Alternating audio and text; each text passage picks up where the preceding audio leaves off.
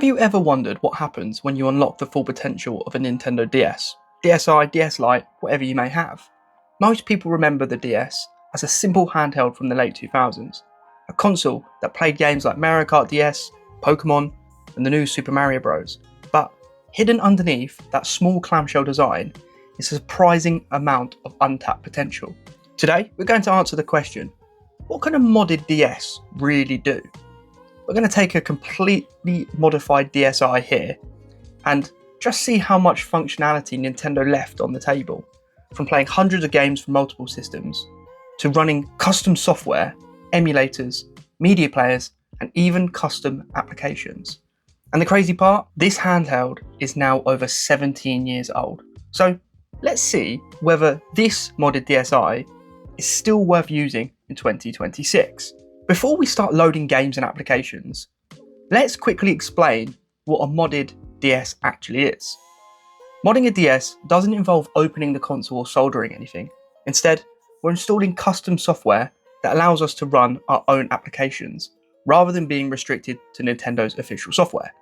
Once modified, the DS gains access to an entirely new menu system and can launch applications, emulators, utilities, backups of games you legally own, and much more.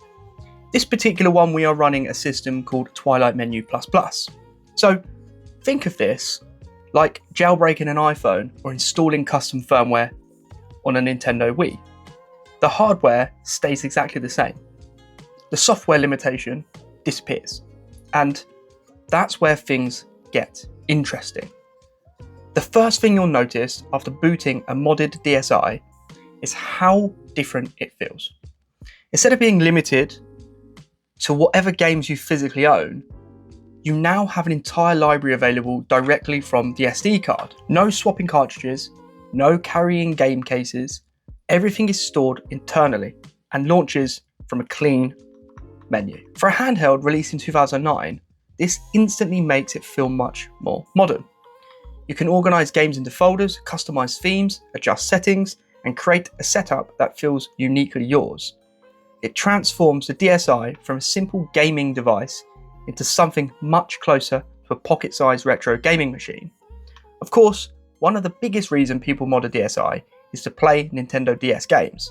And honestly, this is where the system shines. The DSi was built specifically for DS games, meaning compatibility is essentially perfect.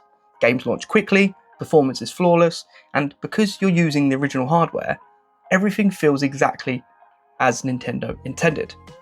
Whether you're playing Pokemon Platinum, Mario Kart DS, Animal Crossing Wild World, or The Legends of Zelda Phantom Hourglass, the experience is identical to using a physical cartridge, except now your entire collection fits onto one tiny small SD card.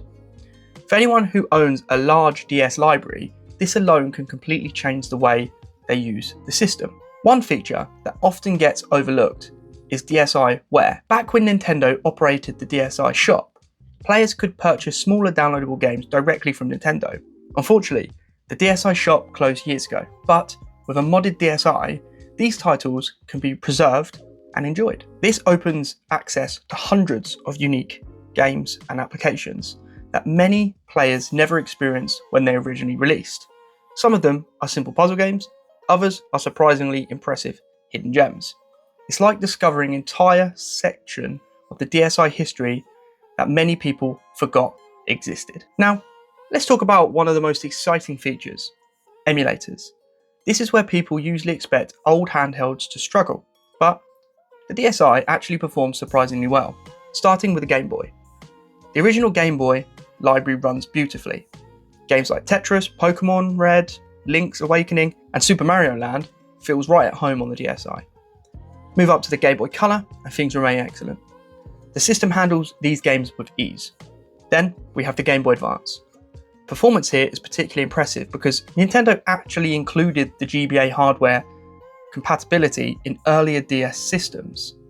Many Game Boy Advance games run extremely well, allowing you to revisit classics like Pokemon Emerald, Metroid Fusion, and Mario & Luigi's Superstar Saga. Beyond Nintendo systems, you can also emulate consoles like NES, the SNES, Sega Mega System, Game Gear and Sega Genesis. Results vary depending on the emulators and game, but many titles are perfectly playable. Considering we're talking about hardware from 2009, it's remarkable how much retro gaming this little device can handle. But modding isn't just about playing old games. One of the coolest parts of the community is development. Independent developers have spent years creating games specifically for the Nintendo DS family. Some are simple experiments, others are genuinely impressive projects. You can find platformers, puzzle games, arcade shooters, rhythm games, and even entirely original experiences that never existed on commercial cartridges. It's fascinating to see what talented developers can create when they are limited by official publishing requirements. Even now, new projects continue to appear, which means the DSi is still receiving fresh content nearly 2 decades after release. Now, here's something that surprises a lot of people. A modded DSi can also function as a media device. Using applications, you can view images, read text files, and even play certain videos and audio formats. Now, compared to modern smartphones, this isn't exactly revolutionary, but remember what we're talking about here. This is a handheld Nintendo console from 2009. The idea of carrying music, photos, and videos on Nintendo DSi still feels slightly ridiculous. Yet, it works, and it adds another layer of functionality to the device that many people assumed could only play games. Another huge advantage is customization. Nintendo's original interface was fairly limited, and modded DSi changes that completely. You can install custom themes, custom backgrounds, custom icons, custom boot screens, custom sounds. You can make your system look clean and modern, or recreate the style of other Nintendo consoles entirely. Some users create setups that resemble the Nintendo 3DS, others go for a retro aesthetic. Some build highly organized game libraries with artwork and categories. The level of personalization available is far beyond what Nintendo ever intended. A lot of people also focus on games, but there are also practical routes available. File managers allow you to browse and organize your SD card. System utilities provide hardware information. Backup tools help preserve saved files. You can even transfer and manage data in ways that simply weren't possible on an unmodified system. These aren't the most exciting features to show in a video, but they make daily use significantly more convenient, especially if you're someone who enjoys tinkering with technology. Now, before we get carried away, it's important to talk about limitations. A modded DSi is impressive, but it isn't magic. The hardware is still over 17 years old. You won't be emulating modern systems. You won't be playing Nintendo Switch games. You won't be browsing modern websites smoothly. Some emulators perform better than others. Certain applications can be buggy. And some software hasn't been updated in years. The DSi has limited processing power, limited RAM, and relatively low resolution display. These constraints will always exist. Modding expands the possibilities, it doesn't rewrite the laws of physics. So, after looking at everything this little handheld can do, is it still worth modding a DSi in 2026? Or just your general DS or DS Lite? I think the answer is absolutely yes. Not because it replaces modern gaming devices, not because it's the most powerful handheld ever made, but because it transforms an old piece of hardware into something genuinely useful again. Instead of collecting dust in a drawer, it becomes a portable retro gaming machine, a new platform, a preserved device, and surprisingly capable handheld computer.